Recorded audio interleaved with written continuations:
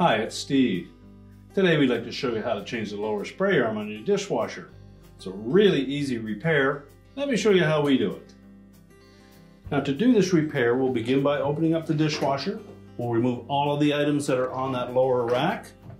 Remove it from the dishwasher and just set it aside temporarily. With the rack removed, we're next just going to reach in, grasp the center of that spray arm and pull straight up on it. There's a couple of hooks on the side of that that will attach to that spray arm support. We can discard the old one. Now the replacement one may differ in appearance, but it is the proper one for your model. It's the same mounting on it. We're simply going to line that up. Make sure we snap it down into place. Verify that it turns freely. We'll put the lower rack back in. Close the door up. And your repair is complete.